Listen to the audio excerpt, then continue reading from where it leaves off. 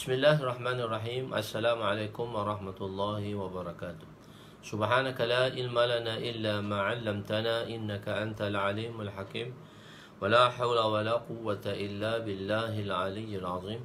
Rabbi yassir wa la tu'assir wa tammim bil khair. Ya Fattah wa bika nasta'in. Nahmaduhu wa nusalli wa nusallim ala rasulihil karim wa ala alihi wa ashabihil fatihina بهديهم إلى الحقيقة المجاذة. أما بعد، أعوذ بالله من الشيطان الرجيم. بسم الله الرحمن الرحيم. والعصر إن الإنسان لفي خسر إلا الذين آمنوا وعملوا الصالحات وتواصوا بالحق وتواصوا بالصبر. صدق الله العظيم. وقال النبي صلى الله عليه وسلم: لا يؤمن أحدكم حتى يحب لأخيه ما يحب لنفسه. وقال النبي صلى الله عليه وسلم: ما أوحي إلي أن أجمع المال وأكون من التاجرين ولكن أوحي إلي أن سبح بحمد ربك وكن من الساجدين واعبد ربك حتى يأتيك اليقين. Jadi alhamdulillah, bersyukur kita kepada Allah Subhanahu wa taala dengan rahmatnya, dengan kasih sayangnya, kita telah sampai kepada hari ke-7 di dalam bulan Ramadan. Ada 3 hari lagi, yang mana 10 hari pertama yang akan meninggalkan kita. Begitu cepat masa berlalu, begitu pantas masa berlalu. Ya ibadi, hai hambaku, Allah SWT kata, tukhti'una bil-laili wan-nahar, kamu buat dosa siang malam. Ana aghfiru dzunubakum jami'a, akulah yang boleh mengampuni seluruh dosa-dosa kamu. Fastaghfiruni, dengan syarat kamu meminta ampun terhadapku. Astaghfir lakum, nescaya daku akan mengampuni kamu. Khair, semalam kita berhenti tajuk perbincangan kita iaitu di dalam hadis Jibril alaihissalam, yang ini pertanyaan Sayyidina Jibril kepada Nabi mengenai rukun iman, dan kita sampai beriman kepada kitab, dan di situ dan di akhirnya kita menerangkan tentang macam mana perubahan Al-Quran tadi, macam mana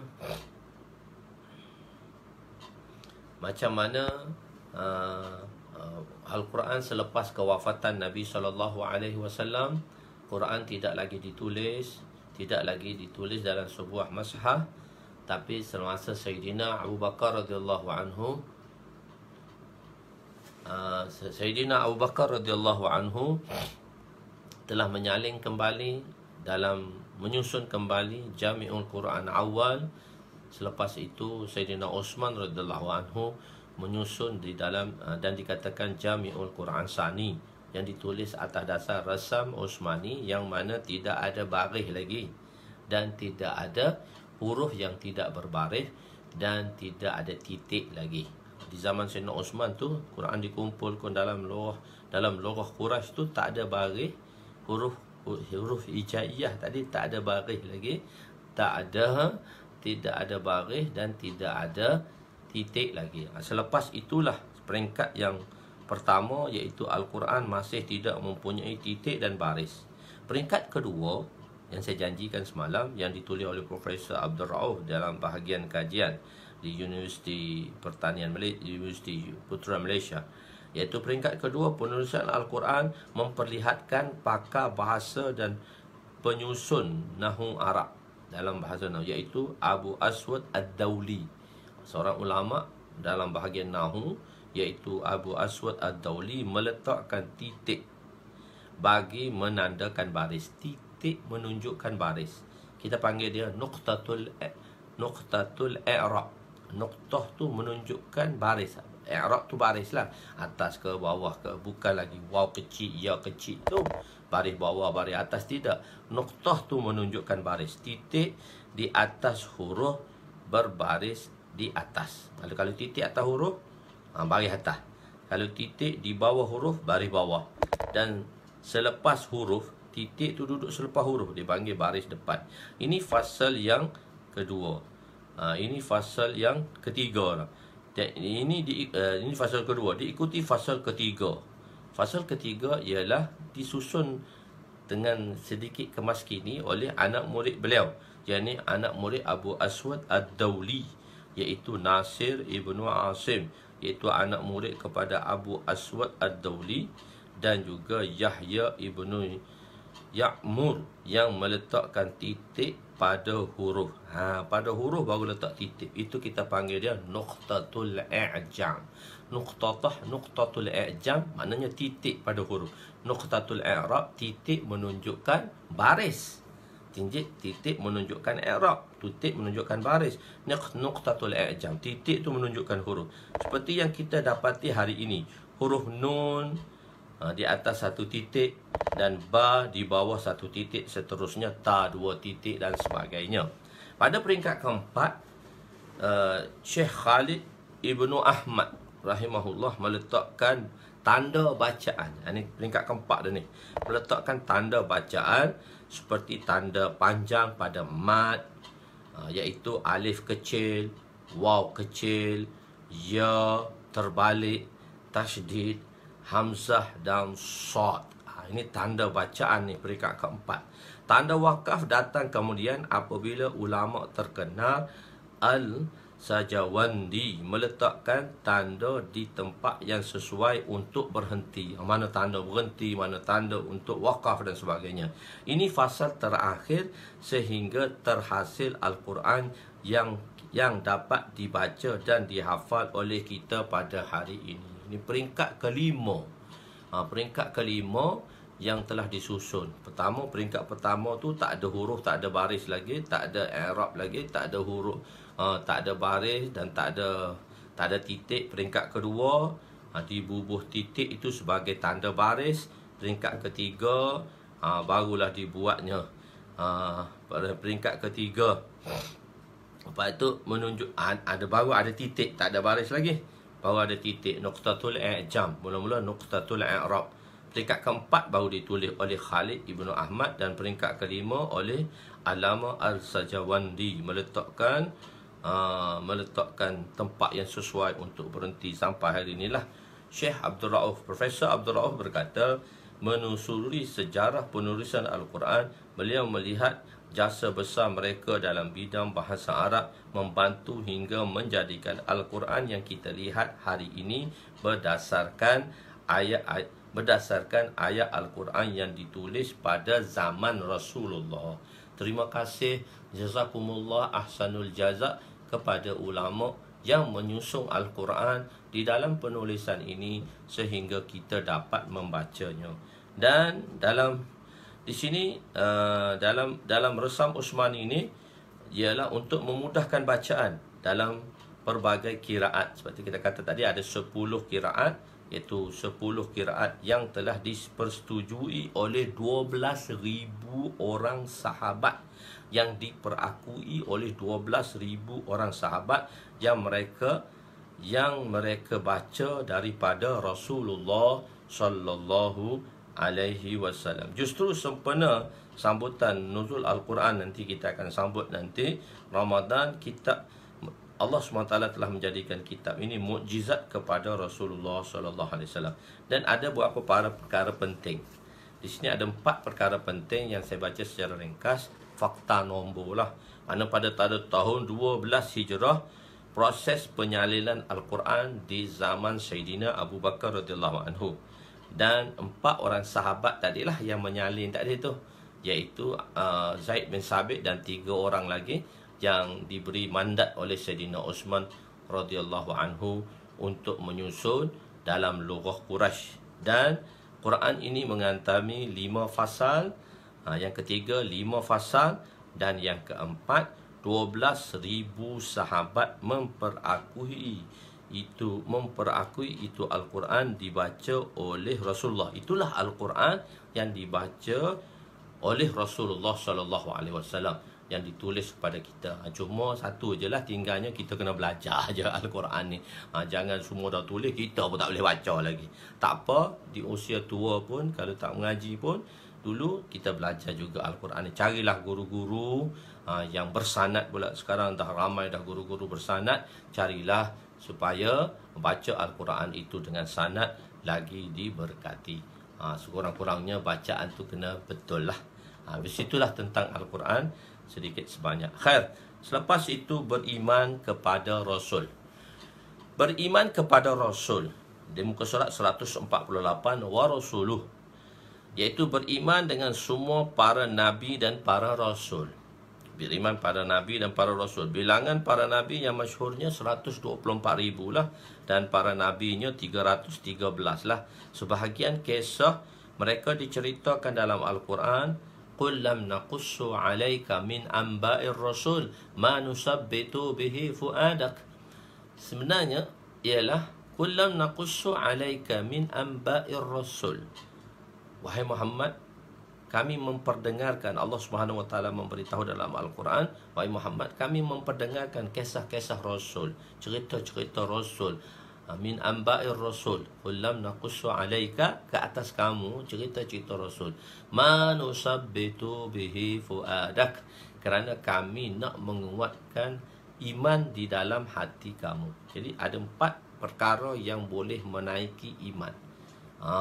Iaitu pertama, dakwah kalimah. Yang hari pertama dulu kita dah bercerita ilmu tu ada 2. Satu ilmu tauhid.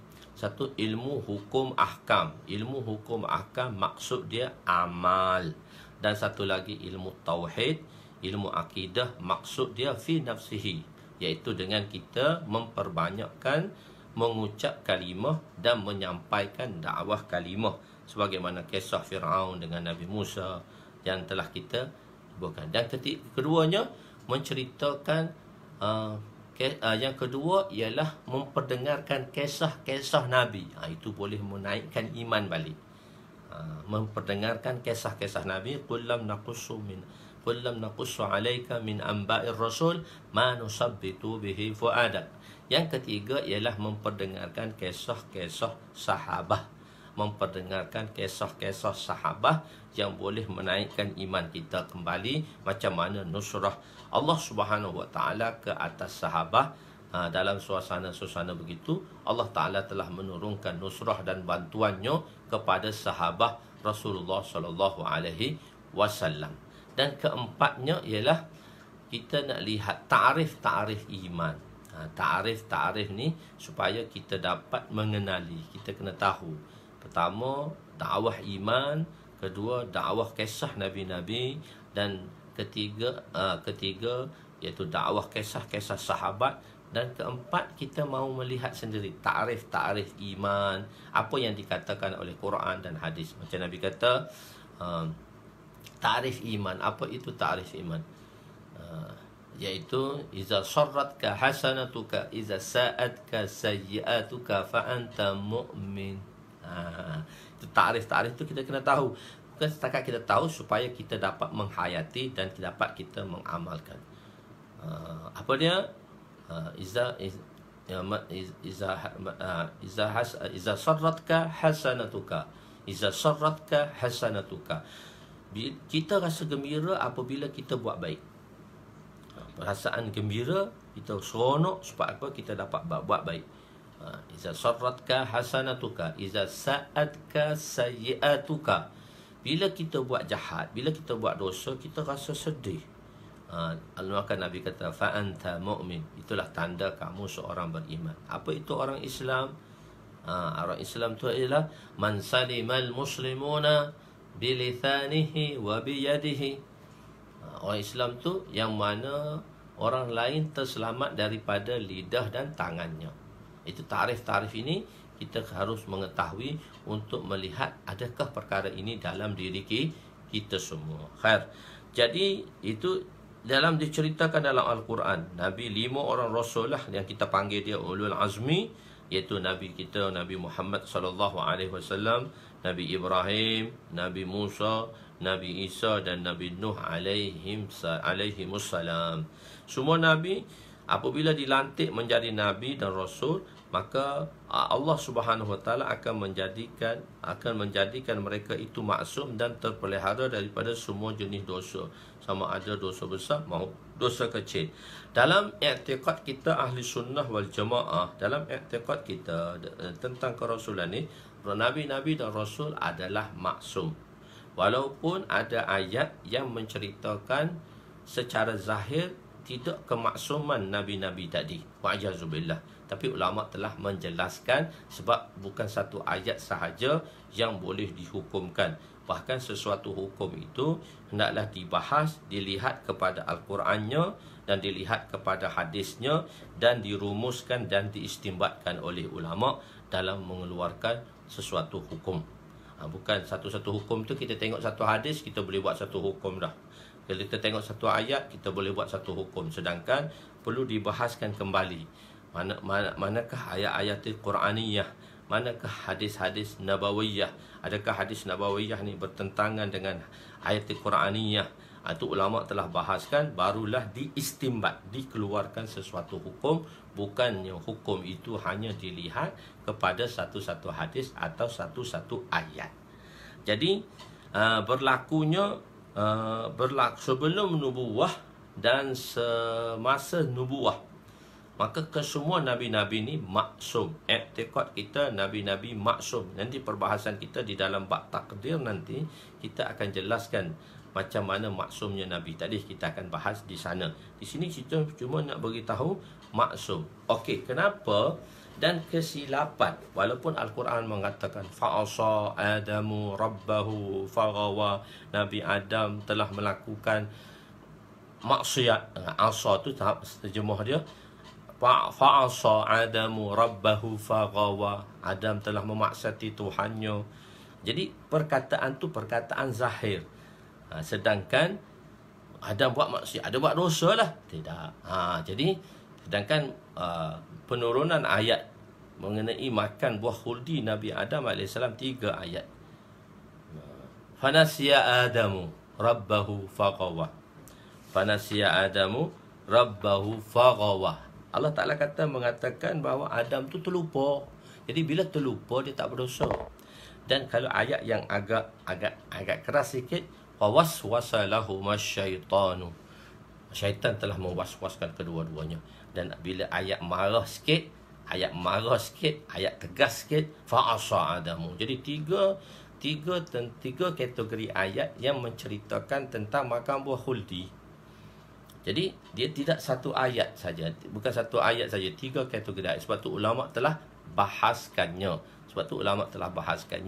Dan ulama mengatakan ada, iaitu kesilapan yang kita panggil dia kesilapan ijtihadi. Kesilapan ijtihadi di kalangan para nabi. Kesilapan ijtihadi.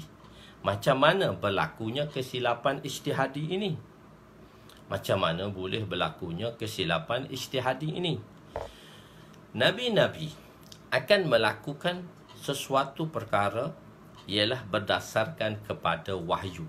Nabi akan buat satu benda tadi, bila wahyu datang baru Nabi buat. Kadang-kadang terlambatnya wahyu menyebabkan Nabi-Nabi telah membuat ijtihadnya, mengikut ijtihadnya, kecenderungannya, ijtihadnya. Maka dalam ijtihad tu kadang-kadang dia tersasar daripada perintah. Dan ijtihad itu dia tidak, kesilapan itu kita panggil dia kesilapan ijtihadi. Dan kesilapan ijtihadi itu tidak dikira dosa. Dan sebab tu kita berkata Nabi-Nabi suci. I'tiqad kita Nabi-Nabi, semua Nabi-Nabi anbiya alaihimussalatu wattaslimat, kesemuanya maksum. Okey, misal contoh je. Apabila Allah Subhanahu Wa Taala memerintahkan Nabi Yunus alaihi salam mendakwahkan kaumnya, maka datanglah perintah untuk memberitahu kepada kaumnya supaya beriman. Kalau tak beriman, dalam masa 3 hari akan datangnya azab Allah kepada kaum tersebut, kaumnya tadi. Maka pengalaman kaumnya ialah sebelum ini kaum Ad, kaum Samud, kaum Saleh di Madian dan sebagainya, mereka didatangkan azab. Selepas 3 hari tidak beriman dan dikeluarnya Nabi tersebut daripada tempat itu, tempat yang mereka didakwahkan. Maka selepas itu barulah Allah datangkan azab. Jadi apabila Nabi apabila Nabi Yunus alaihi salam, dan tafsir ini ditulis oleh dalam tafsir Ma'riful Quran, ditulis oleh Alama Maulana Syafiq Osmani, ayah kepada Maulana Taqi Osmani, Syafiq Osmani. Maulana Taqi Osmani sekarang ialah mufti Pakistan lah, ayah dia Maulana Syafiq Osmani, dalam tafsirnya Ma'riful Quran. Ini saya ceritakan ni dalam bab ni, dalam tafsirnya Ma'riful Quran. Khair. Jadi bila jadi kaum dia dah ada pengalaman. Dia kata, kita tangkaplah Nabi Yunus alaihissalam. Kita tangkap Nabi Yunus, kita penjarakan Nabi Yunus. Kenapa azab tidak akan diturunkan kepada kaum tadi? Wa anta fihim, selagi Nabi tadi berada di kalangan mereka. Jadi mereka kata, kita akan selamat daripada azab. Sebab lepas 3 hari, walaupun kita tak beriman, Nabi itu duduk dalam genggaman kita penjarakan dia, maka kita tak kena azab. Tetapi bagaimana kehendak Allah, Nabi Yunus AS terlepas daripada cengkaman mereka. Dan Nabi Yunus lari daripada dipenjara oleh mereka. Dan Nabi Yunus lari ke sempadan. Tunggu sempadan, tunggu 3 hari lah. Sebab perintah tak datang lagi, tunggu 3 hari. Nabi larilah, sebab Nabi lari sebab perintah suruh lari, tak lagi. Tapi tunggu dulu di sempadan 3 hari. Bila tunggu sempadan 3 hari, selepas 3 hari azab tak datang. Illa qaum Yunus.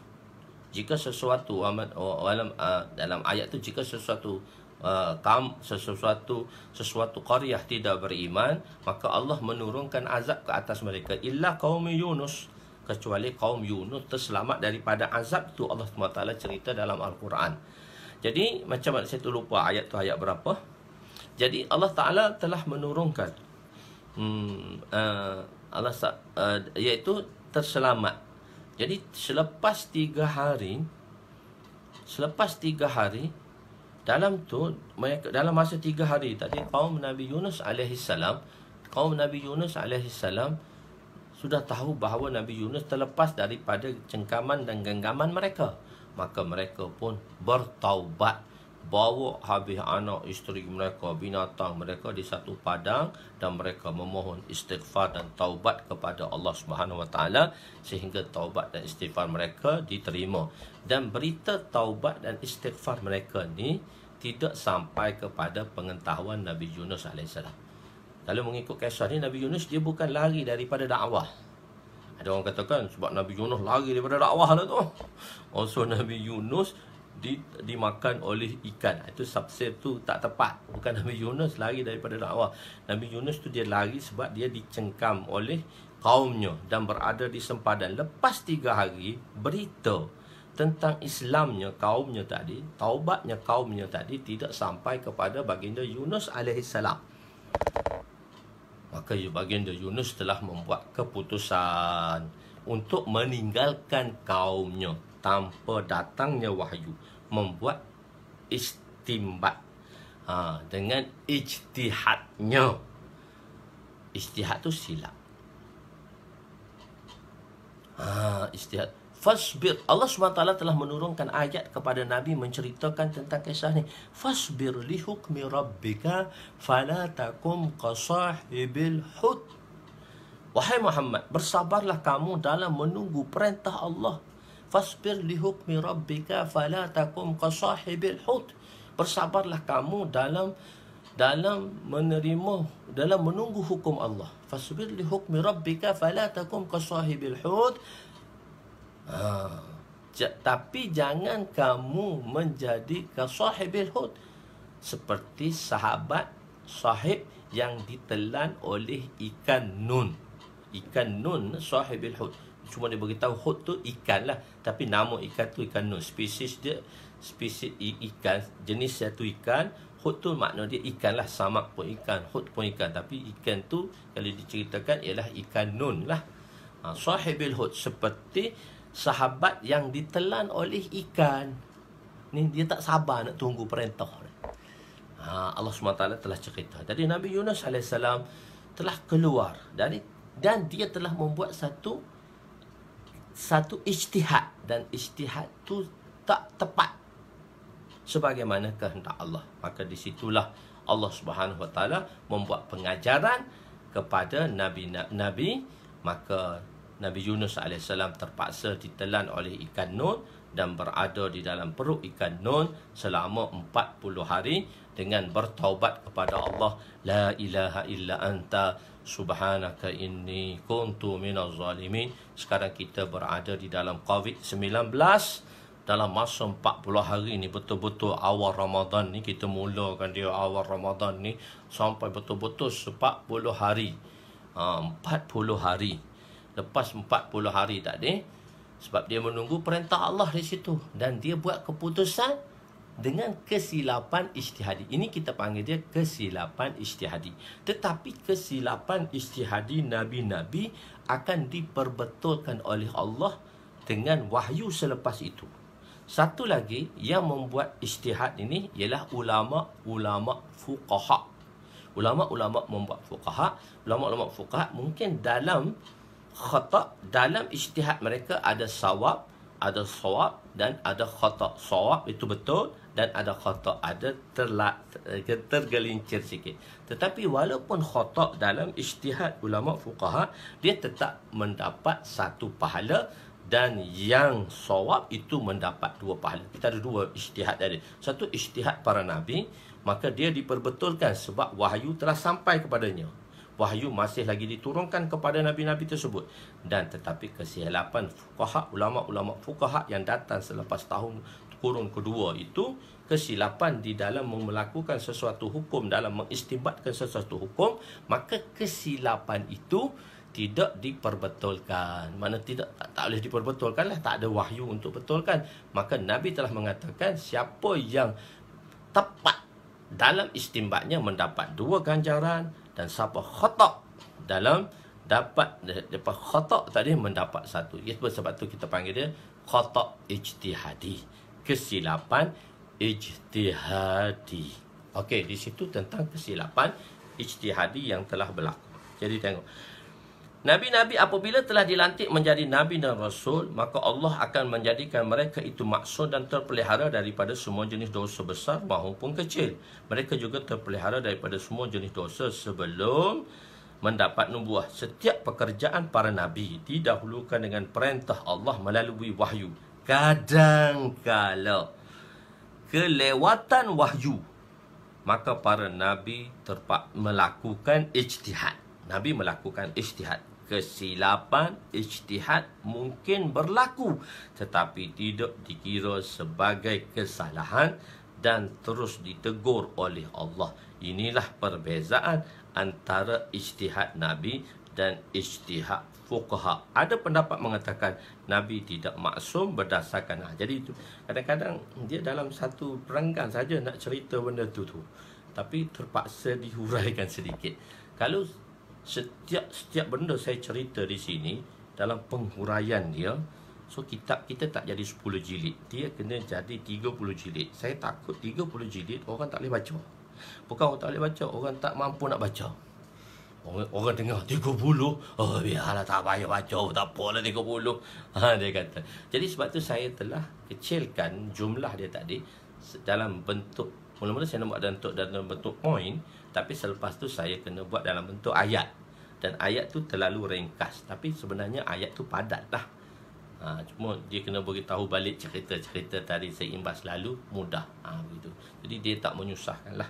Sebab tu saya terpaksa melakukan di dalam pentafsiran ni tak membawa semua kisah-kisah tadi. Sebab kalau bawa kisah tu balik semua, dia akan jadi panjang. Jadi sebab itulah huraian-huraian ni bila pada asatizah dia baca dan dia boleh hurailah daripada mutalaahnya tadi. Cuma kita bahaskan iaitu nabi-nabi mungkin berlakunya dari firman Allah Ta'ala. Kalau kita tengok secara imbas lalu, wa wajada qadalan fahada, dan didapati engkau mencari-cari jalan yang benar, lalu ia memberi hidayat petunjuk kepadamu dengan wahyu Al-Quran. Pendapat kita, yang ni ayat ni kata dal, sesat. Wa wajada qadal, kami mendapati kamu sesat. Sesat macam mana pula sesat? Jadi perbahasan tu telah kita bahas insya-Allah dengan detail nanti di dalam bab takdir, kita akan bahaskan di situ insya-Allah. dia ada bab takdir. Beriman dengan takdir itu ada di depan tu sikit, tapi bukan di situ, di dalam bab yang khusus, babul taqadir. Babul qadar nanti kita akan pelajari dalam bab yang ketiga di dalam kitabul iman, insya-Allah.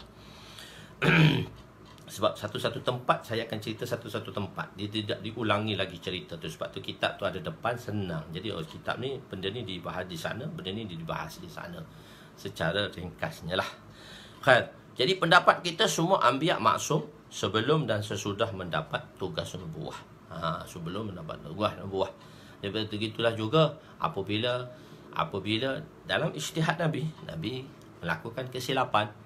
Apabila ketua munafik Abdullah bin Ubay bin Salul, ketua munafik ni, dia ni dijanjikan oleh orang-orang Madinah, Aus dan Khazraj untuk jadikan dia ketua sebelum datangnya Nabi SAW.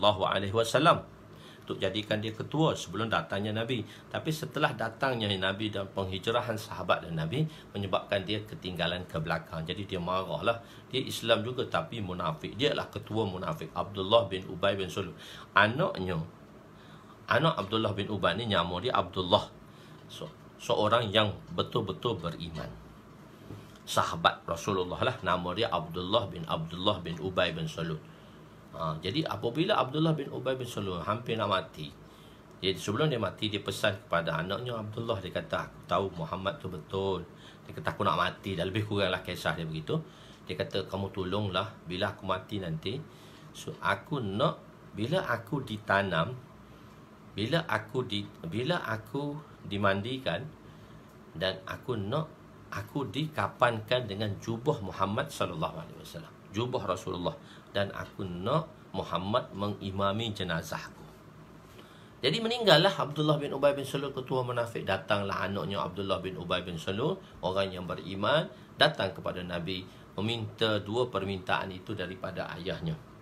Maka Nabi SAW telah memberi jubahnya untuk dikapankan bersama kepada Abdullah bin Ubay bin Salul. Dia bagi jubah dan Nabi mengimami jenazah, sembahyang iman jenazah pula solat tadi. Jadi si munafik yang kafir, nanti kita akan belajar munafik ada dua, munafik i'tiqadi dan munafik amali. Dalam babul munafik nanti, bab munafik nanti, bab kedua nanti kita akan belajar munafik i'tiqadi dan munafik amali. Jadi munafik i'tiqadi yang kafir, munafik amali tak kafir. Jadi bukan semua munafik itu kafir semua, tak. Munafik ada dua, munafik amali dan munafik i'tiqadi. Macam kita ni munafik amali lah. Cakap selalu bohong, berjanji selalu tipu, beri amanah tidak, bila diberi amanah tidak beramanah. Itu sifat orang munafik. Tapi dalam hati Islam. Tapi dalam hati munafik di zaman Rasulullah ni munafik i'tiqadi, sebab tu dia kafir. Dia nafir. Jadi munafik i'tiqadi ni dia kafir lah. Jadi orang kafir ni dia tak ada manfaat pun. Apa yang dibuat oleh Nabi, jubah Nabi, tak ada manfaat pun untuk dia. Sembahyang jenazah Nabi pun tak ada manfaat pun pada dia, sebab dia kafir. Jadi doa untuk orang kafir pun tidak ada manfaat. Tapi setelah Nabi sembahyang jenazah itu, Nabi bagi baju kepada Abdullah bin Ubay bin Salul, sebab Nabi nak membalas ihsan dia, yang mana semasa peperangan Badar ialah bapa saudara Nabi Abdullah bin Abbas radhiyallahu Abbas bin Abdul Muttalib, Sayyidina Abbas bin Abdul Muttalib radhiyallahu anhu telah ditangkap. Nabi kata dah, kalau Abbas kamu jumpai Abbas di dalam medan pertempuran Badar, jangan bunuh dia, sebab dia datang kerana terpaksa, dia bukan datang untuk menentang Islam. Jadi dia telah ditangkap lah, Sayyidina Abbas ditangkap. Maka pada masa itu baju dia kurang sempurna, dan diberinya baju tersebut oleh Abdullah bin Ubay bin Salul kepada Sayyidina Abbas. Jadi untuk membalas pemberian Abdullah bin Ubay bin Salul kepada pakcik Nabi Sayyidina Abbas radhiyallahu anhu, Nabi telah memberi jubahnya untuk dikapankan bersama jenazahnya setelah dia mati. Dan Nabi kata, aku dah balas ihsan dia kat dunia, supaya dia tak boleh tuntut aku lagi ihsan di akhirat. Khair. Jadi apabila macam tu, Nabi sembahyang lah. Kalau turun selalu dah ayat, macam lepas ni kamu tak boleh lagi sembahyang pada mana-mana munafik. Itu kesilapan ijtihadi berlaku. Jadi Nabi-nabi maksum di sisi Allah Subhanahu Wa Taala. Bagi kita pendapat ahli sunnah wal jamaah. Khair. Seterusnya beriman pada hari kiamat. Seterusnya ialah beriman pada hari kiamat. Hari kiamat, apa maksud hari kiamat? Hari terakhir dunia. Hari terakhir dunia, itu hari kiamat. Yang mana Allah akan hancurkan dunia. Selepas itu manusia akan dikumpulkan di satu medan dalam keadaan tidak berpakaian dan tidak berkhatan. Apabila ada manusia mati dibakar, dimakan binatang, buas, tenggelam dalam lautan, dimakan ikan dan sebagainya. Semua mereka akan dihidupkan dan dikumpulkan semula. Allah mencipta manusia mereka pada permulaan ciptaan dan ciptaan kedua bagi Allah. Dan Allah boleh menciptanya untuk ciptaan kali kedua. Khair. Dimakan binatang. Maknanya ciptaan pertama dan kedua sama saja bagi Allah. Kedua-duanya sangat mudah bagi Allah. Sebelum hari kiamat, maka Allah Subhanahu Wa Taala akan kiamatkan dunia ini. Sebelum datangnya kiamat, ada tanda lah akan datang. Sebelum sangkakala dibunyikan, akan datangnya tanda. Sebelum kiamat akan tanda pintu taubat akan tertutup lah. Tu sebelum hari kiamat lagi tu tanda-tanda pintu taubat tertutup. Sebelum pintu taubat tertutup, maka 3 hari 3 malam dunia ini gelap gelita. Akan beritakan dunia ini akan gelap gelita. Matahari tidak mengeluarkan sinarannya selama 3 hari 3 malam. Ini telah dibuktikan oleh NASA. NASA telah membuat satu statement pada 2012 bahawa kiamat akan berlaku. Maksud kiamat akan berlaku dari segi NASA ni ialah bahawa matahari akan naik sebelah barat.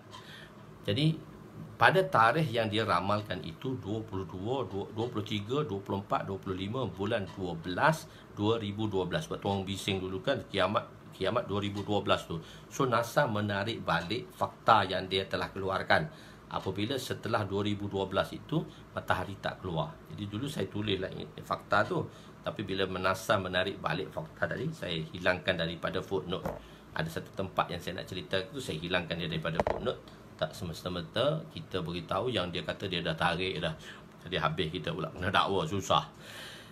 Jadi 2012 tu. Jadi matahari akan naik seperti 3 hari 3 malam, matahari tak akan keluar.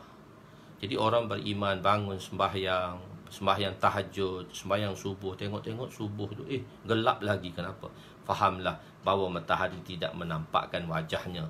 Jadi orang bekerja di dalam kegelapan malam. Jadi kita heran juga bila belajar hadis, macam mana orang kerja dalam gelap. Bila balik Kuala Lumpur baru tahu 7-Eleven pun 24 jam. Kedai mamak pun 24 jam. So tak jadi masalah orang boleh bekerja dalam kegelapan. Jadi 3 hari 3 malam matahari tak keluar.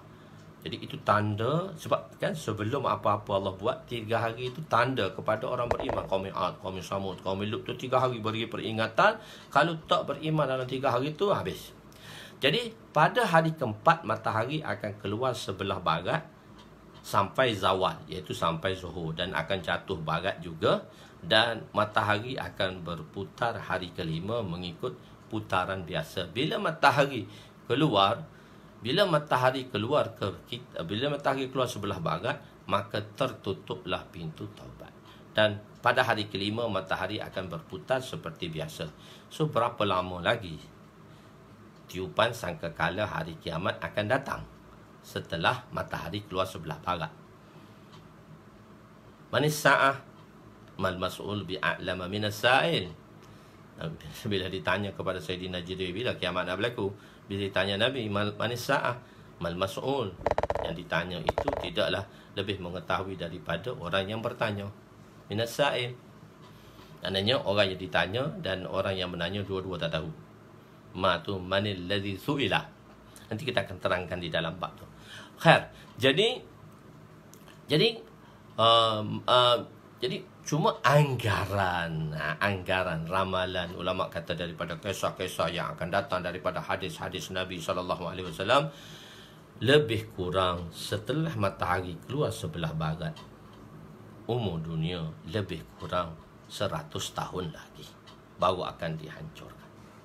Tu tapi jangan kata ustaz ni kata pula 100 tahun pula lepas tu. Tak, lebih kurang ulama menyatakan demikian daripada peristiwa-peristiwa yang akan berlaku dekat dengan hari kiamat nanti. 10 peristiwa besar akan berlaku, datangnya Ya'juj wa Ma'juj dan sebagainya. Itu mana salah satu dia tak mengikut susunan dah. Susunan tu dipanggil lafun nasr ghair murattab. Kalau dalam hadis disebut gini-gini, tapi kadang-kadang peristiwa tu berlaku tidak sebagaimana yang disebut satu persatu tu bukan tertib dizikiri. Kalau kita belajar nahwu dipanggil lafun nasr ghair murattab, lafun nasr murattab. Apa lafun nasr murattab, lafun nasr ghair murattab tu? Sebab tu dia kena belajar lah. Sebab tu kadang-kadang satu-satu benda ni, satu-satu announcement dibuat tu dia bukan bergantung kepada satu-satu nombor yang diberikan. Tetapi dia mengikut kadang-kadang huraian tu. Ada yang diberi nombor 4 dihurai nombor 1. Ada yang diberi nombor 3 diberi 3 dihurai yang 3 dahulu.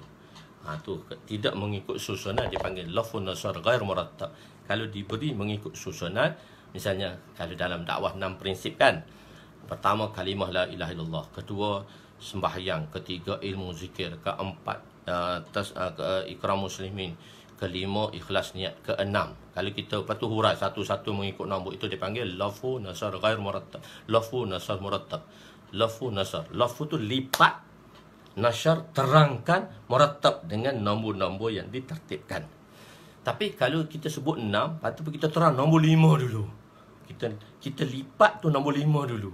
Lepas tu baru naik nombor 1, nombor 6. Itu dipanggil lafu nasr, lafu nasr, penerangan ghair murattab, tidak sebagaimana dalam bentuk susunan. Begitu juga kalau dalam hadis disebutnya peristiwa 10 peristiwa yang akan berlaku, tak semestinya dia mengikut susunan tadi. Yang mana peristiwa yang mana mula berlaku, yang mana peristiwa yang kedua ke berlaku, yang ketiga ke, mungkin peristiwa keempat dulu berlaku daripada penyebutan Nabi SAW. Kan, lebih kuranglah ulama mengatakan 100 tahun lagi usia dunia. Maka apabila sangkakala ditiup, maka jadi sebelum sangkakala ditiup, orang beriman dah mati. Allah SWT akan datangkan angin menusuk di mana saja orang beriman ada, masuk ke dalam badan orang beriman, maka di situ orang beriman semua mati. Sebelum hari kiamat berlaku, yang mana di atas muka alam ini tidak ada lagi orang beriman, barulah pada masa itu sangkakala ditiupkan. Jadi jangan risau bila kita orang beriman, jangan risau. Bila saya menerangkan perkara ni, ada satu pelajar cerdik, dia umur 10 tahun, sekolah rendah.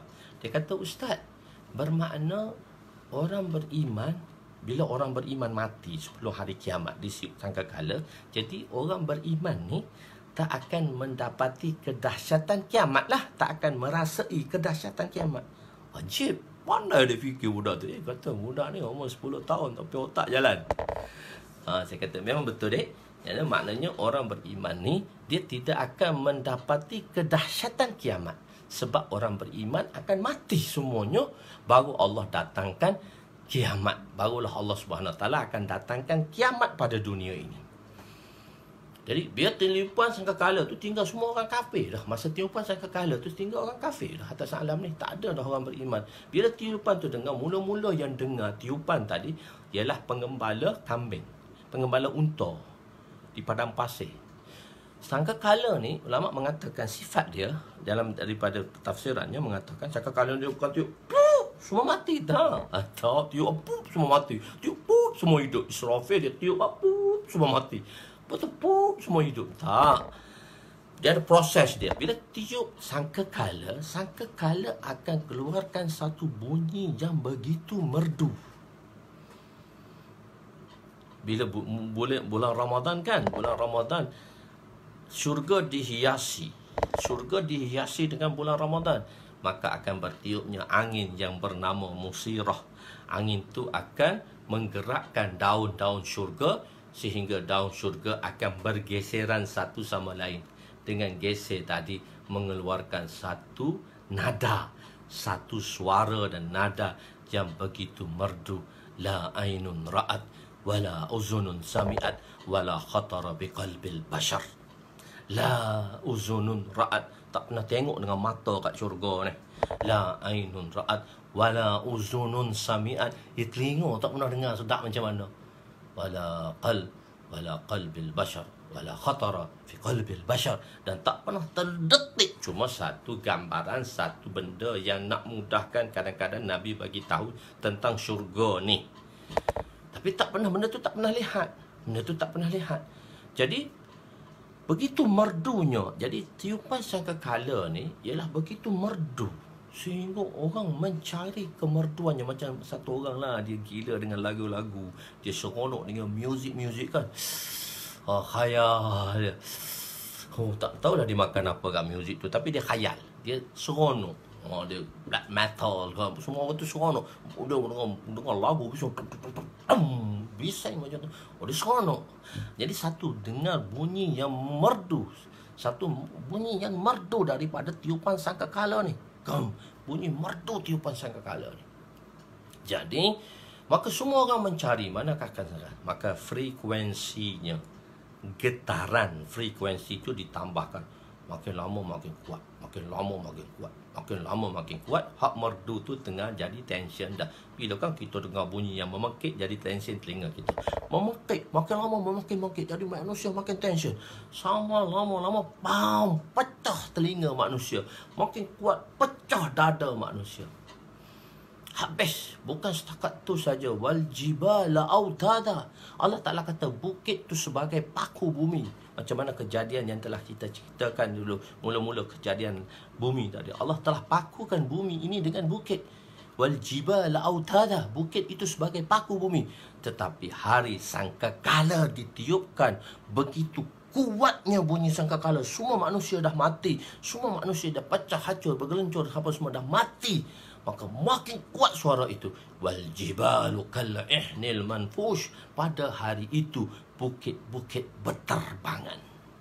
Bukit tu hak paku tu tercabut paku dengan begitu kuatnya sangkakala bunyi tu tercabut paku. Bukit tu berterbangan. Maka sangkakala dikuatkan lagi, sangkakala dikuatkan lagi. Iza syamsu kuwirat. Maka berguguranlah bintang-bintang dan planet. Hari yang mana yang menakutkan itu? Itu hari kiamat. Jadi habis. Bila semua dah mati, semua manusia dah mati, maka tinggal malaikat penanggung arash 8 dan 4 malaikat dan bari ta'ala subhanahu wa ta'ala. Bari subhanahu wa ta'ala. Maka Allah perintahkan kepada Israel untuk mengambil 8 malaikat yang menanggung arash, yang selepas itu arash tidak ditanggung oleh malaikat lagi. Dan selepas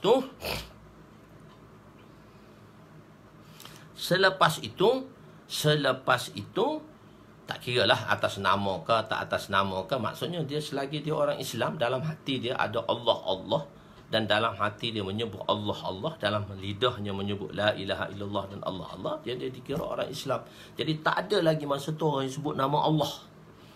Tak ada lagi orang sebut nama Allah, dan tak ada orang sebut nama Allah lagi pada masa tu.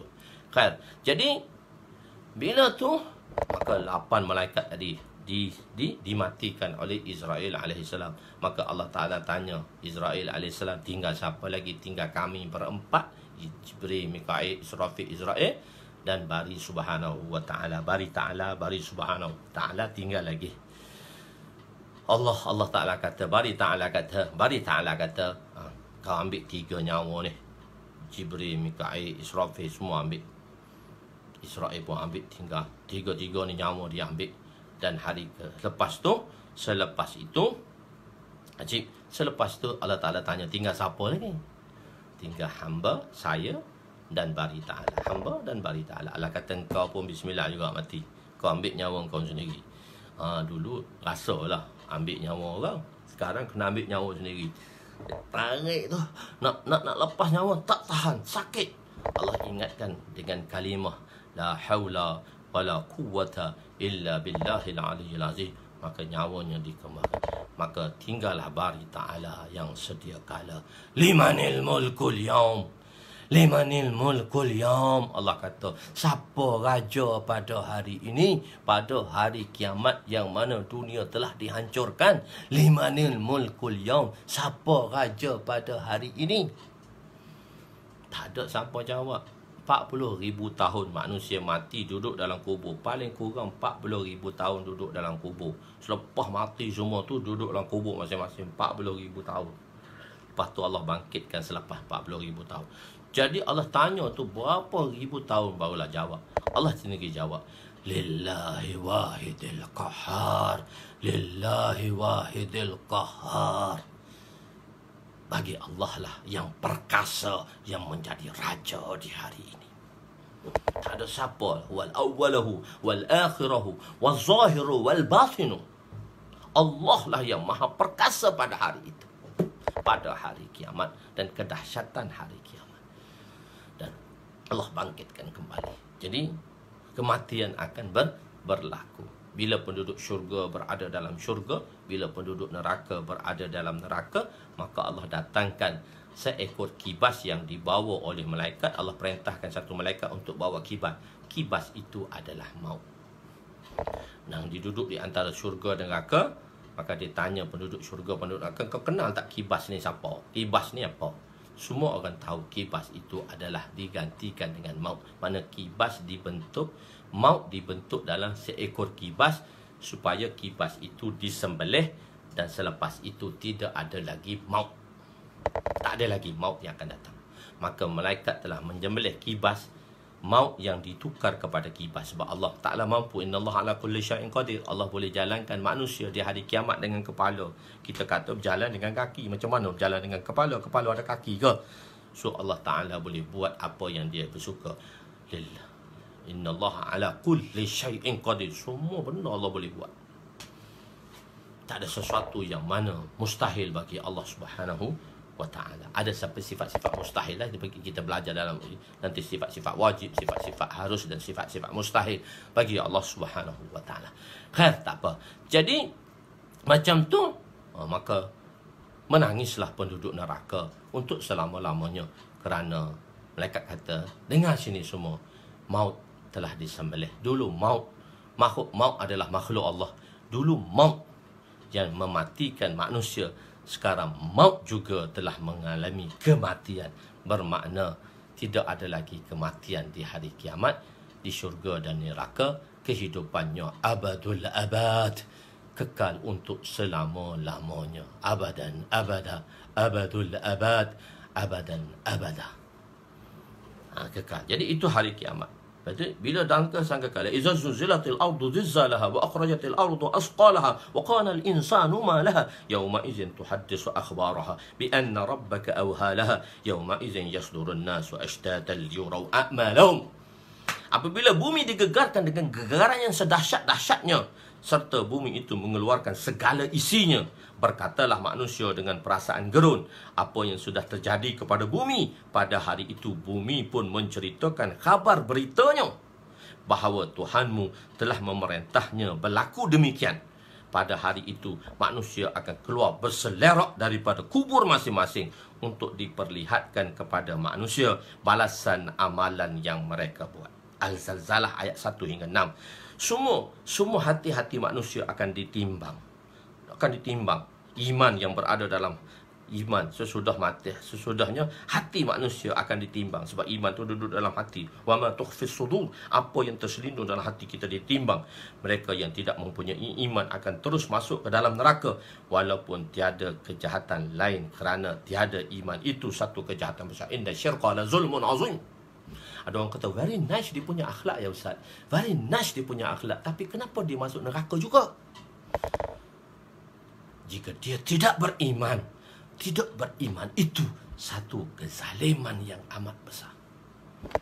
Sebab tu Allah hilang, Allah masukkan neraka semua orang tak beriman. Inna awalan nas, yang kita kata yang pada hari kiamat, dan inna awalan nas tu sama ada alif lam jinsiyah ataupun alif lam ihduz zihni. Kalau alif lam jinsiyah makna dia umum. Sebelum orang kafir masuk neraka, dia kena masuk neraka dulu. Telah kita jelaskan di situ. Jadi akan ditimbang walaupun tiada kejahatan. Sesudahnya manusia akan menerima buku catatan. Lepas tu baru terima buku catatan. Amalan ditimbang. Macam mana amal itu ditimbang di hari kiamat? Ada beberapa pendapat mengatakan cara amal itu ditimbang. Ada pendapat mengatakan amal akan ditimbang dengan catatan amalan. Amalan itu ditimbang atas catatan yang ditulis tadi. Hadis menyebut, tengok dalam 150 habis sebut an Abdullah bin Amr bin As radhiyallahu anhu. Ingat satu lagi. Perkataan Amar. An Abdullah bin Amr bin As. Ain mim ra waw kita baca dia Umar. Ain mim ra kita baca dia Umar. Ain mim ra waw kita tak baca Amru. Kita baca dia Amar. Abdullah bin Amar, bukan Abdullah bin Amru. Salah. Bahasa Arab tu salah. Bukan Amru bin As, Amar bin As. Amru bin, bila dia baca i'rab tu jadi Amru bin lah. Bila dia marfu' di situ Amr bin boleh, Amr bin pun boleh. Jadi Amar sebenarnya perkataan ai mim ra wa Amar, bukan Amru. Kalau siapa baca Amru tu, dia tak mengaji juga, dia baca Amru lah. Kalau dia mengaji, dia tak akan baca Amru, dia baca Amar. Okey. Dia baca Amar. Okey. Khair, di sini maka Amar, Sayyidina Abdullah bin Amr bin As radhiyallahu anhuma. Amar sahabat, Abdullah pun sahabat radhiyallahu anhuma, meriwayatkan bahawa saya telah mendengar Rasulullah sallallahu alaihi wasallam bersabda, sesungguhnya pada hari kiamat umatku, Allah SWT akan memilih salah seorang daripada umatku, di hadapannya akan dibuka di hadapannya 99 buah buku catatan, setiap buku catatan sejauh mata memandang. Yaqulu sami'tu Rasul sallallahu alaihi wasallam yaqul, Inna Allah Ta'ala sayukhlisu rajulan min ummati ala ru'usil khalaiki yawmal qiyamati fayansuru ilaihi 99 sijjilan kulla sijjilin mislu maddil basar. Setiap buku catatan itu sejauh mata memandang. Orang tu dia ada buku catatan, dia 99 buku catatan. Banyaknya amal. Kadang-kadang man sunna sunnatan hasanatan falahu ajru amsalihha. Jadi siapa yang melakukan satu kebaikan yang mana kebaikan itu dilakukan oleh orang lain, ad-da'ilul khair kafailihi.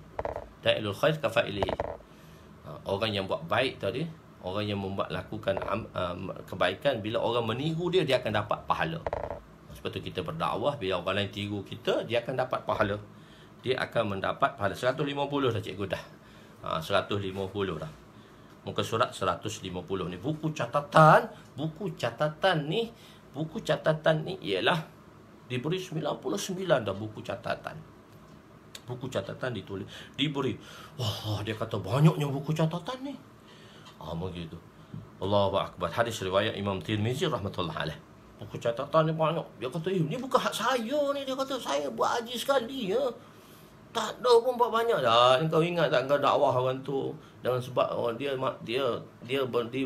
dapat hidayat, dan selepas tu dia masuk Islam, maka dia dapat hidayat, dia pergi haji, dan orang pergi haji semua amalan ganjaran dia disebut. Sebab itulah umat ini ganjaran yang paling banyak ialah Sayyidina Abu Bakar radhiyallahu anhu.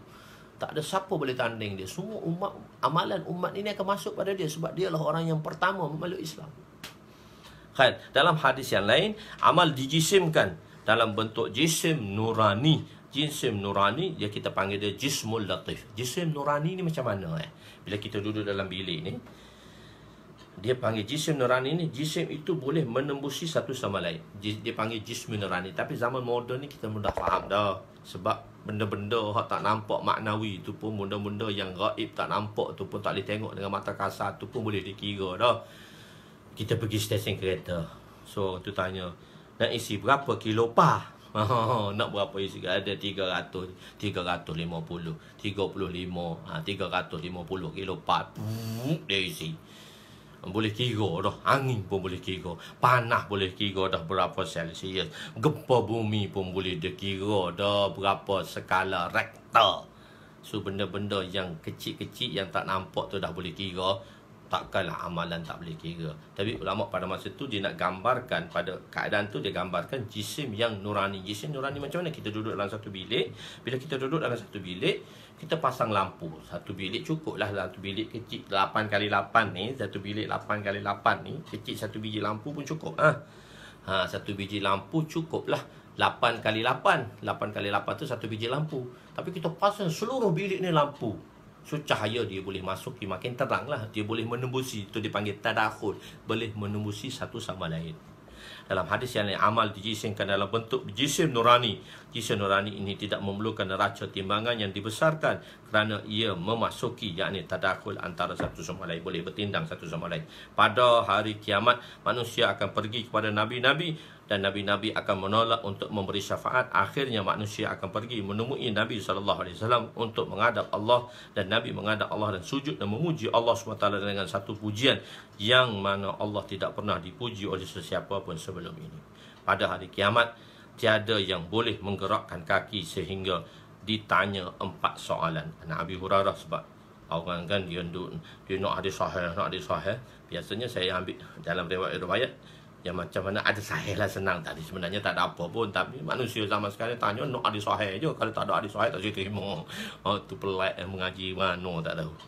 An Abi Bazzah radhiyallahu an Abi Bazzah al-Aslami radhiyallahu anhu qala Rasulullah sallallahu alaihi wasallam la tazalu qadama abdin yawmal qiyamah hatta yus'alu an umrihi fima afnahu wa an ilmihi fima fa'ala wa an malihi min aina iktasabahu wa fima anfaqahu wa an jismihi fima ablahu.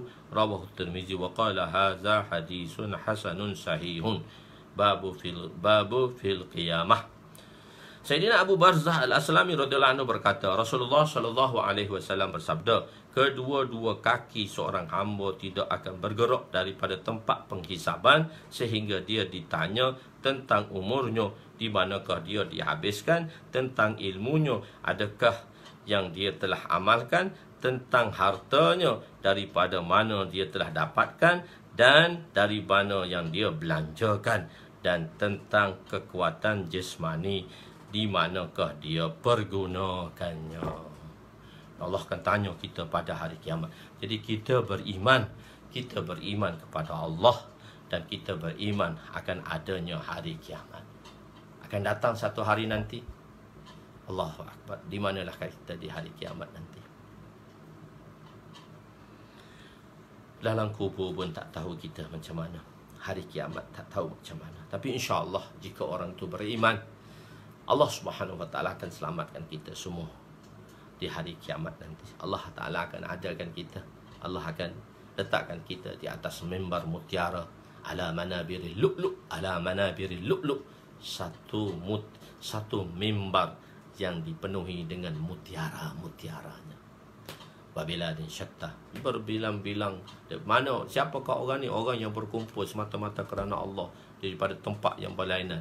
Maka mensedap hadis ni bolehlah juga. Ni ramai dalam kita punya dalam pengajian kita seluruh Malaysia, masya-Allah, berkumpul dalam seluruh Malaysia untuk mengaji, masya-Allah, di bulan puasa yang diberkati ini. Itulah berdatangnya hari kiamat. Kita akan datang pada hari kiamat. Insya-Allah kita akan berada di sana nanti. Kalau jumpa saya, tolonglah saya. Saya pun tak tahu macam mana hari kiamat nanti. Moga Allah SWT selamatkan kita di kedahsyatan hari kiamat. Allahu Akbar. Lepas itu beriman dengan takdir. Sonok beriman dengan takdir secara ringkas, tapi dia ada bab yang tertentu nanti, iaitu beriman dengan takdir. Dalam bab takdir tadi, babul qadar, itu ada 46 hadis yang akan diterangkan dengan detail. Tapi di sini kita akan terangkan sedikit beriman dengan takdir. Okey, beriman dengan takdir. An tu'mina bil qadri. Beriman dengan takdir. Okey, macam ni. Takdir tu apa? Mat, kenapa tak datang masjid? Allah dah takdir dah Ustaz, kita tak datang. Mat, kenapa tak belajar? Allah dah takdir dah saya tak belajar Ustaz. So bolehkah kita cakap macam tu? Takdir kan Allah dah tetapkan. Khair, untuk memahami takdir, hari ini tak sempat nak habis, tapi saya buat seimbas lalu dahulu. Khair, bagi manusia ada 3 zaman. Past tense, present tense, past tense, present tense, future tense. Bagi manusia ada 3 zaman. Zaman akan datang, future tense, tak ada siapa tahu. Tak ada siapa yang tahu zaman akan datang. Itu bukan dalam pengetahuan kita, bukan dalam ilmu kita. Kita tak tahu zaman akan datang tu apa. Present tense, zaman sekarang, depan kita tahu. Hadir ni, present tense ni ada 2, hadir dan gaib. Yang sekarang ni dia ada 2. Yang future tense kita tak tahu langsung. Bukan dalam pengetahuan kita, otak kita cetek, kita tak boleh tahu pun. Dan satu lagi yang hadir, yang present tense. Present tense ada 2. Syahadah wal ghaib. Alimul ghaibi wa syahadah. Ilmu Allah tu mencakupi apa yang gaib dan apa yang hadir. So Allah bercakap pada kita sebab bagi Allah tu semua sama je. Tak ada hadir, tak ada gaib, semua Allah tahu. Kan, tak apa. Jadi yang hadir kita dapat tahu. Yang hadir sekarang kita tahu peristiwa tu berlaku. Yang tak hadir seluruh dunia kita tak tahu. Itu bukan dalam pengetahuan kita. Dan yang telah berlaku, past tense, madhi, fi'il madhi. Madhi ni benda dah telah berlaku. Apa yang berlaku pada orang kita tak tahu. Apa yang berlaku pada kita? Bermula saya umur 52 dah tahun ni. Tahun 2020 masa duduk mengaji dulu kata sampah kau dah tahun 2020 ni. Sekarang tahun 2020 kena lockdown pula tu. 2020 dah. Tahun 52 dah usia. Usia dia umur 52.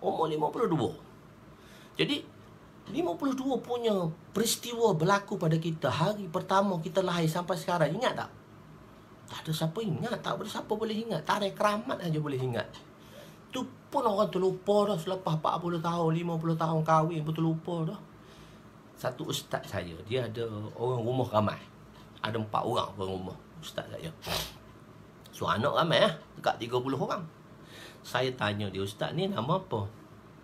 Dia pun panggil, kamu datang sini, mak kamu nama apa? Dia tanya mak nama apa. Sebab tak ingat daripada mak mana. Sebab 4 orang rumah. Jadi yang dia hari-hari pun dia tak ingat. Benda yang telah berlaku pada kita. Satu orang umur 50, 60 dah, dia pun bawa satu kek kepada suami dia. Suami dia kata orang tua ni lepas tabiat apa. Bang tak ingat ke hari ni tarikh perkahwinan kita yang ke-36 tahun. 36 tahun kahwin, tak ingat dia. Terlupa manusia. Jadi benda yang akan datang manusia tak tahu. Benda yang sedang berlaku hak nampak tu boleh tahu. Dan bagi manusia tu ada 3 zaman. Dan yang telah lepas pun tak tahu. Itulah ilmu manusia. Bagi Allah. Bagi Allah. Bermula Allah cipta dunia sampai hari kiamat. Bermula Allah cipta dunia sampai hari kiamat. Di depan Allah. Bermula Allah cipta dunia sampai hari kiamat. Depan Allah. Hanya satu zaman sahaja. Zamanul hal, sedang berlaku. Tak ada past tense, tak ada future tense. Hanya fi'lul hal, iaitu fi'il hadir. Bagi Allah, bermula Allah cipta dunia dan sehingga hari kiamat. Semua peristiwa itu di depannya dan tak terselindung sedikit pun di depannya. Pengetahuan itulah namanya takdir.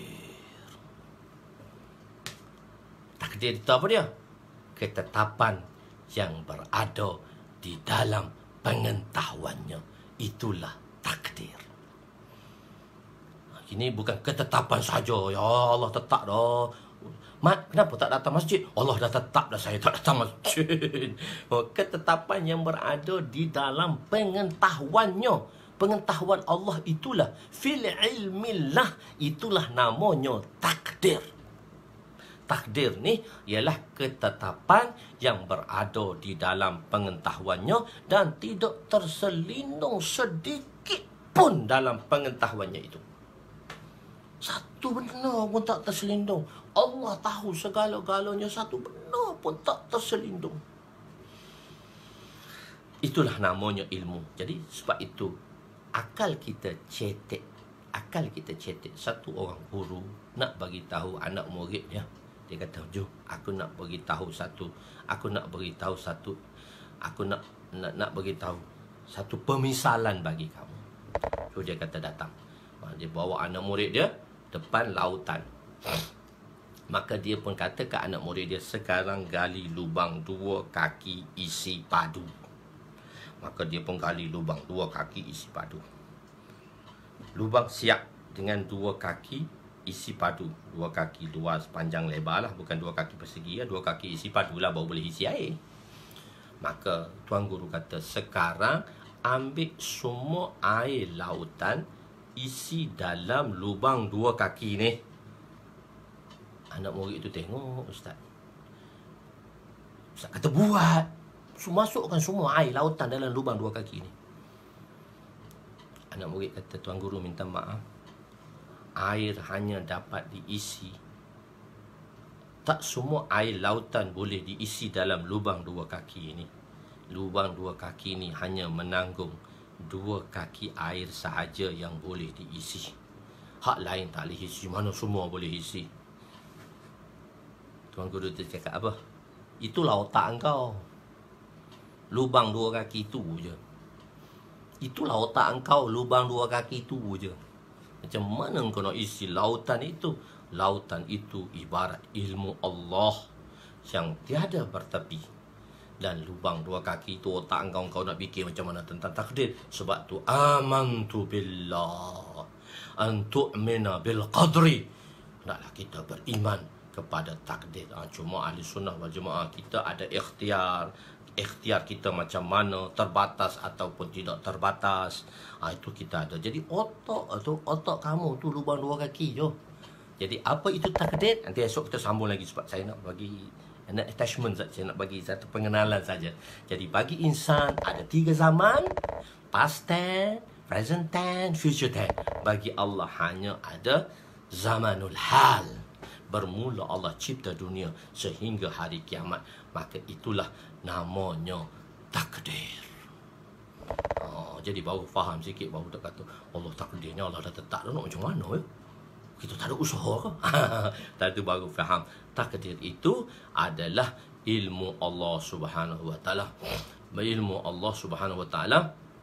Takdir tersebut tadi, takdir tersebut itulah ilmu Allah Subhanahu Wa Taala. InsyaAllah nanti kita akan sambungkan kembali pengajian kita insyaAllah. Jadi mungkinlah kita ada dah hari ke-7 ni pun, hadis kedua pun tak habis lagi. Mungkin insyaAllah kita akan buat sampailah sepanjang bulan Ramadan ni lah. InsyaAllah selepas bulan Ramadan ni mungkin hari-hari tak boleh buat dah. Jadi kitab kita kan banyak. Jadi insyaAllah saya akan buat iklan nanti. Barang siapa yang ingin mengikuti daurah saya ini, saya buat sebulan ni, pengetahuan ni, baru boleh faham macam mana kaedah yang saya nak ajar di sini supaya kita dapat faham dengan baik. Sampai tak boleh sambung sampai habis sebab banyak nak diceritakan lagi. Masa kita hanya ada 5 minit. Saya hanya untukkan pagi ni hanya sejam 20 minit sahaja. Nanti kita sambung esok lagi tentang takdir tadi. Banyak benda yang nak diceritakan supaya sekurang-kurangnya kita dapat faham insyaAllah. Kita akan buat daurah. Jadi siapa nak masuk daurah tu kita link lah. Masuk link, masuk pendaftaran. So siapa yang daftar tu nanti saya akan iklan dan kita akan buat daurah. Bila cuma tarikh dia lepas raya lah daurah. Daurah yang saya akan mulakan dalam jilid 1 juga, tapi tentang kitabul ilmu. Kita akan buat dalam beberapa hari, dalam beberapa slot untuk kitabul ilmu habis. InsyaAllah daurah tu cepat sikit. Lepas tu kita akan masuk kitab kedua, kitab ketiga, kitab keempat, kitab kelima, kitab keenam, kitab ketujuh, kitab ke-8, kitab ke-9, kitab ke-10, kitab ke-11. Saya rasa 11 kitab kita semua sekali. So kalau kita buat daurah tu, maknanya kita tak bahaskan satu persatu hadis lah. Jadi kita akan bahaskan, saya akan bagi sinopsis dia, macam mana untuk faham benda ni. Dan dalam tu, dalam mudah sedikit untuk faham. Tapi bila dah tuan-tuan bersama dengan saya sebulan ni, so tuan-tuan bolehlah menghayati apa yang saya nak diceritakan di sini. Dalam 11 jilid nanti apa yang nak dihayati. Sebab tu saya buat kitab ini, dan saya ringkaskannya supaya sekurang-kurangnya benda tu terpapar di hadapan kita. Hadis tu kan bahan mentah. So macam mana cara pemahaman ulama-ulama tentang hadis-hadis tersebut tadi, macam mana insya-Allah. Jadi saya akan buatlah, saya akan iklan dalam sehari 2 lagi untuk siapa yang berdaftar. Itu yang akan diikutilah siapa-siapa insya-Allah. Jadi yang ni sebulan ni kita umum saja dahulu. Nanti kita ada pendaftaran sedikit lah. Siapa-siapa yang daftar itu senang sebab mungkin lepas raya ni kan lockdown kita dah agak kurang. Jadi bila kita nak buat pengajian kita malam ke siang ke, supaya yang nak mengikuti dalam pengajian daurah saya ni, sebab nanti kita akan buat, jadi bila lepas raya ni daurah kita Kitabul Ilmu dalam jilid 1 lagi. Lepas tu habis jilid kita Kitabul Ilmu, kita masuk jilid kedua pula, Kitabut Taharah. Lepas tu habis Kitabut Taharah, jilid kedua lagi kita masuk Kitabus Salat lagi. Lepas tu jilid ketiga Kitabus Salat semuanya lagi. Jilid keempat Kitabul Janaiz, bab jenazah pula, macam mana nak menguruskan jenazah semua. Ada 6,000 hadis. Seronok, 6,000 hadis. Dalam kitab jilid ketujuh tu Kitabun Nikah. Kitabun Nikah tu mas kahwin yang paling mahal. Siapa mas kahwin mahal? Isteri-isteri Nabi. Di antara isteri-isteri Nabi, mana mas kahwin yang paling mahal? Di antara mas kahwin isteri Nabi semuanya 500 miskal perak, kecuali satu orang sahaja yang agak mahal mas kahwinnya, ialah Ummu Habibah. Ummu Habibah tu nama dia nama Ummu Habibah. Ummu Habibah tu lakab dia nama Ummu Habibah. Isteri Nabi SAW. Ummu Habibah anak kepada Abu Sufyan.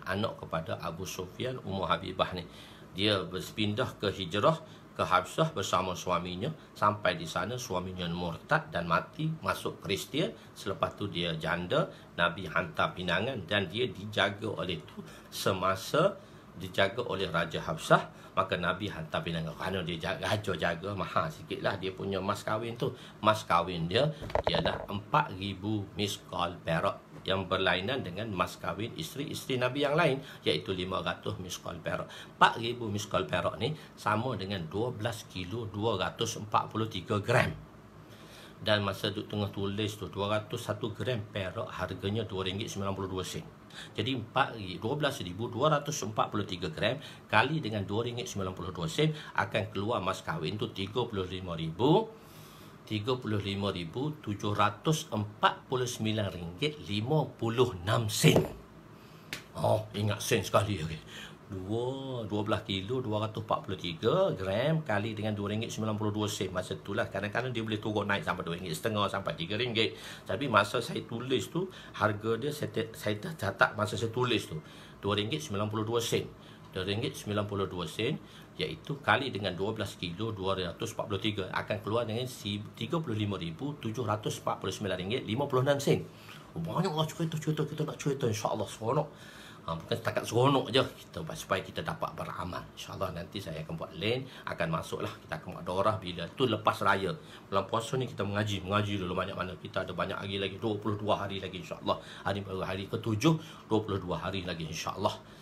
Sebab lepas raya ni mungkin dah lockdown dah kurang ke, mungkin saya dah boleh buat daurah di Malaysia, tapi tak nampak lagi lah dalam 2-3 bulan ni ada majlis-majlis yang boleh berkumpul.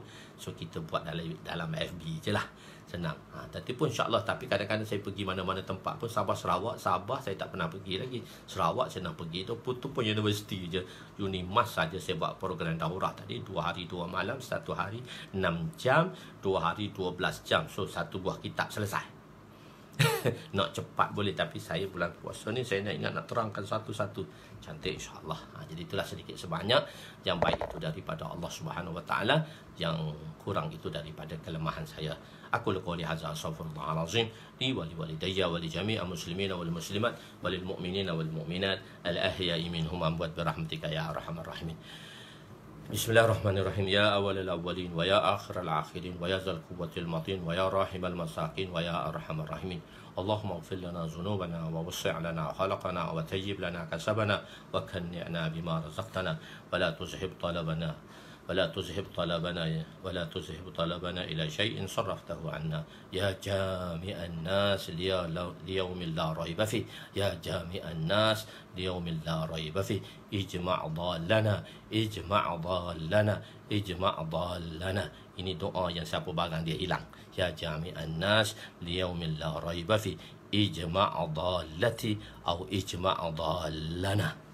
Ya Allah, ya Tuhan kami, Ya Allah, ya Tuhan kami, ampunilah dosa-dosa kami, dosa kedua ibu bapa kami, dosa mertua kami, dosa abang kami, dosa kakak kami, dosa adik kami, dosa jiran tetangga kami, dosa sahabat handai kami, dosa waris-waris kami, dosa datuk nenek kami, dosa asatizah ustaz-ustaz kami, dosa talamizah murid-murid kami, dosa anak isteri kami, dan dosa seluruh umat muslimah sekalian. Ya Allah, pandanglah kami dengan pandang rahmat-Mu ya Allah.